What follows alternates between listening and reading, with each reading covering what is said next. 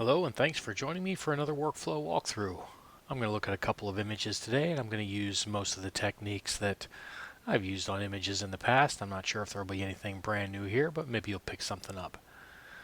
So the first image I want to take a look at today is this beach scene, and I'm going to go from certainly a pleasant color image. This is the raw image out of the camera, but when I took this photo I definitely envisioned it in black and white. There is some nice color contrast here, and we'll see how the image actually evolves, and when we have applied some adjustments to it, how it looks in color. But then this is the final black and white image that I settled on. So I've applied a number of modules here. I'm going to go ahead and make a duplicate of this image so we can start from scratch. So I'll go into my duplicate manager, click make duplicate, and then in the duplicate I'm going to get rid of the history. So I'm going to go back to the orientation step and compress. So now we have basically the file as it's come out of the camera with the necessary adjustments applied to take a bunch of ones and zeros and turn them into something that you can see on your screen. It's not a bad image. It's, compositionally nice. The colors are pretty good. It's pretty flat in this state, but that's normal. I actually used the base curve on this image. We'll take a look at doing this a couple different ways. I can go ahead and apply the base curve to get started, and that's going to brighten up my image. If I select the Olympus Lake, or I can select the Olympus Lake alternate, and I'll go with the Olympus Lake alternate, and that's going to give me a starting point for my image to work with. If I didn't want to use the base curve at all, some people don't like to use the base curve, I can turn that off. I can go back to orientation, compress my history stack, and then I could make my own base curve by coming into the RGB curve module and saying, okay, I basically want to keep my shadows more or less pinned in place, and I want to lift my midtones and highlights up so I can introduce a little bit of contrast into the image and brighten the image up overall. I could also use the exposure module and the contrast modules, but this gives me a nice starting point versus the camera base curve. Not a whole lot to do on this image. I don't really need to crop and rotate it. I'm very happy with it as it is. I'm going to jump right into the channel mixer, and I want to do a couple things in the channel mixer in this case. Obviously, I just want to bring the overall contrast up. I want to make the sky a little bit darker, basically give it a sort of a red filter effect. So I'll take a look at red filter, and I'll jump into my gray channel so I can see what red filter is doing. And I see that, when I apply the red filter, it gives me 0.9 red, 0.1 green, and 0 blue. The channel mixer by default will have all these add up to 1. I do not subscribe to the fact that that's necessary. I push the tones where I want them to be. I'm going to take a look at what it would look like if it was shot on Tri-X. More or less applies everything equally. That's not really giving me the punch that I want. Let me see what happens when I do black and white luminance based. So luminance there's more luminance in the green. It's pushing up the luminance in the green channels, or pushing up, I should say, the brightness in the green channels based on luminance, and the reds and the blues were the darker parts of the image. If I start with this, I want to dial back this green a little bit. Maybe push up the red a little bit, and then ultimately dial back the blue to get the skies darker. Not a lot, not crazy. It's not affecting my midtones too much. I'm going to pull my reds back up a little bit. I'm just scrolling with my mouse wheel till I see tones the way I like them.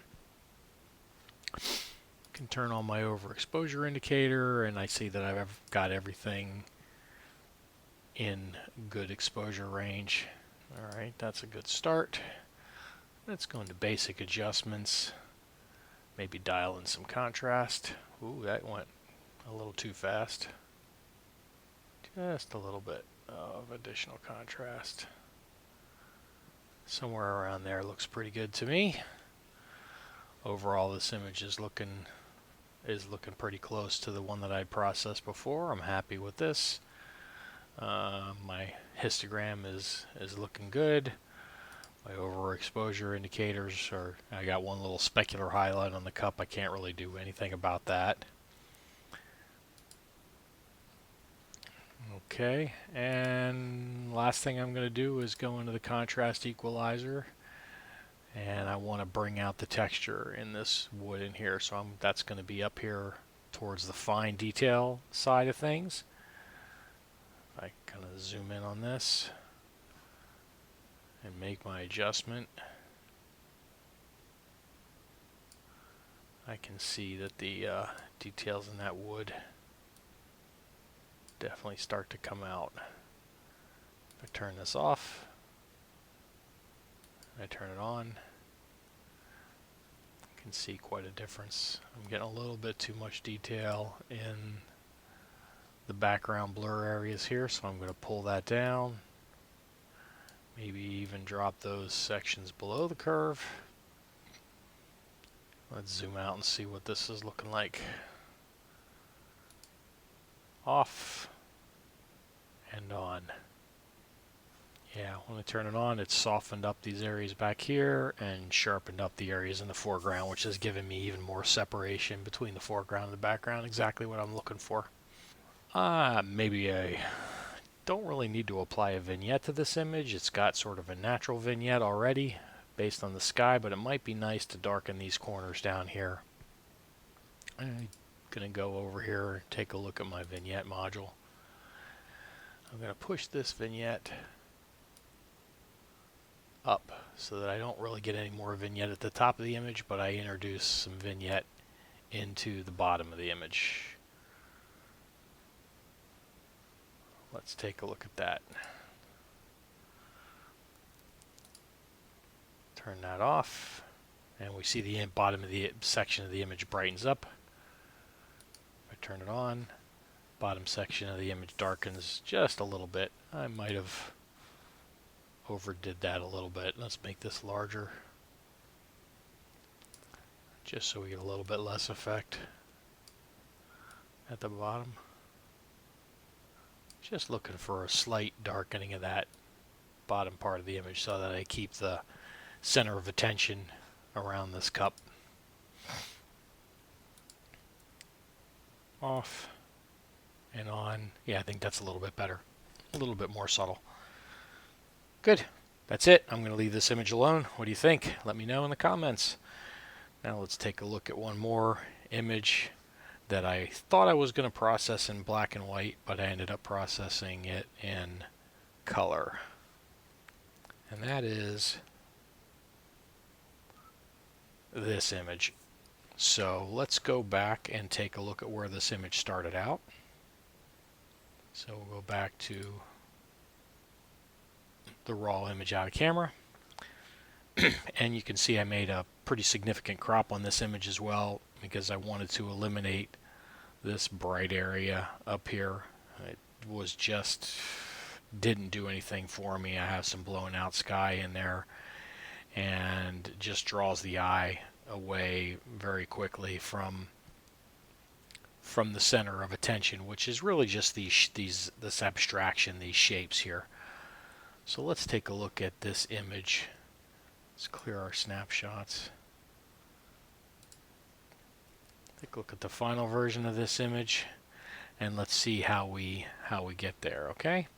So again, I'm going to come into the duplicate manager, and I'm going to create a duplicate without any development this time. So you'll see I won't have to clear the history stack. So I'm going to make a duplicate of this, and now I have a duplicate of the raw image without any of the adjustments applied. Now, my defaults use Filmic and the exposure module, I could come back and to the highlight reconstruction and reset those. But I'm not going to do that in this case since I'm going to stay with color on this. And we'll take a look at this in black and white and see why I decided to keep it in color. Okay, so the first thing I want to do is go ahead and make my crop because I know I want to get rid of this bright section of the sky. So go into my crop module.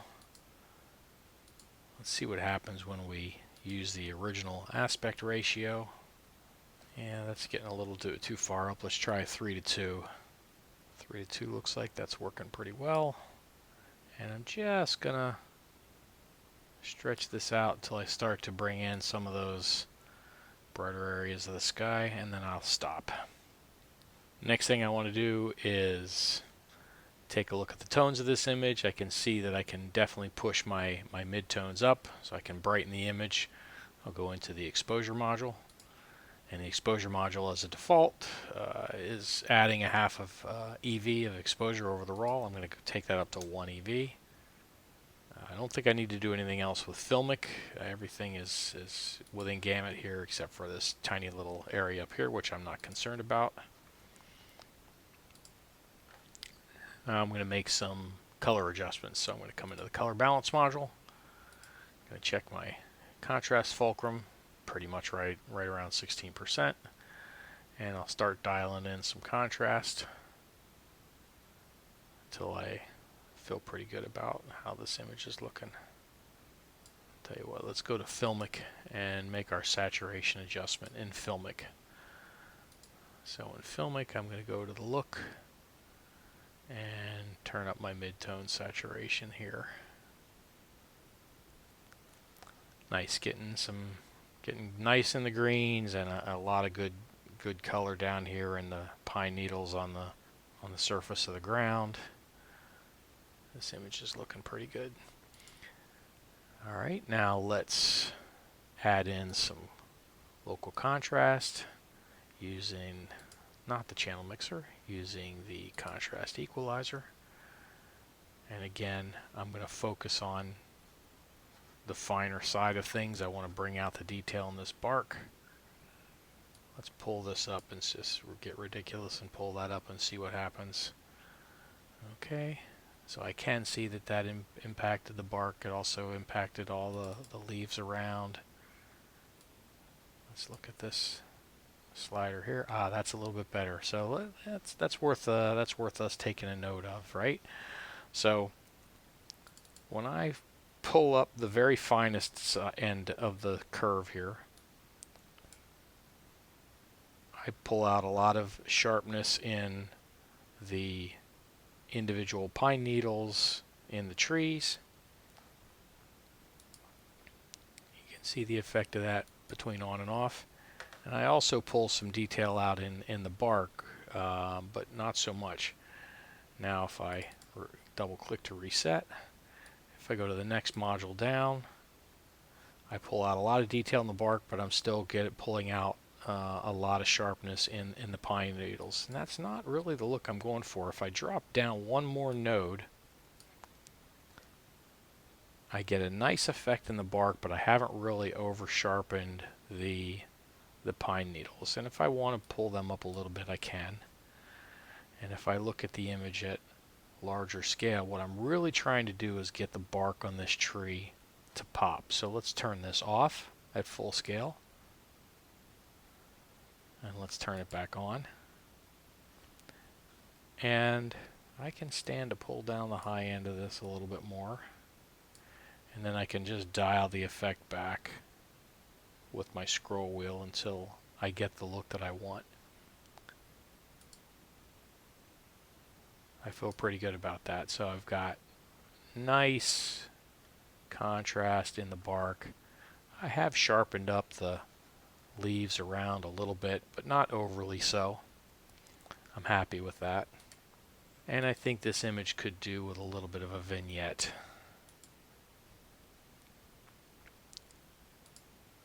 Let's turn this on. Yeah, just to darken down the corners a little bit.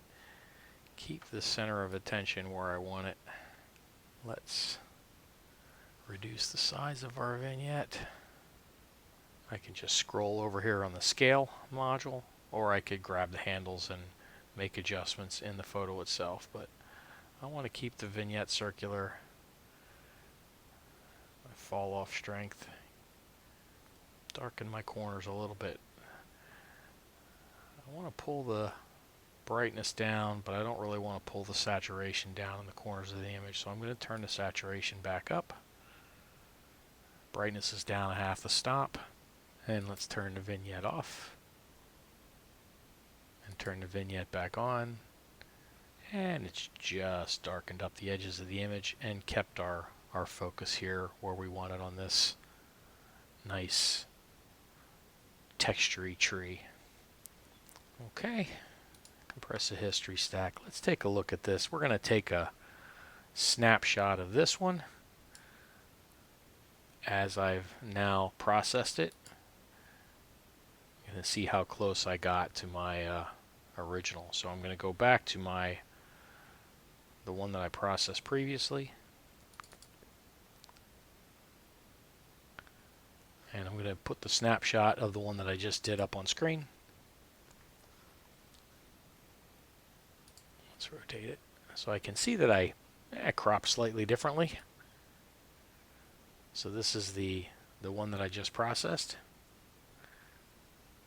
and this is the one that I processed earlier. So earlier it looks like I kept the image a little bit darker. You can really see the difference here in the bark of the tree. But otherwise, I think most of my processing decisions were pretty similar. The crop, I'm not sure which crop I like better. I think I chose this crop on the one that I just did because it keeps the edge of this limb within the frame. And I can see that the first time I cropped it, that limb sort of goes out of frame. I don't know that that's too big of a deal, but I think I prefer it to be just in the frame, as I've done here on this one. Okay, I think that's enough for today, folks. Thanks for joining me. I hope you learned something. If you did, please leave some comments and like and share this video. If you'd like to see me do anything special, let me know. Thanks and have a great day.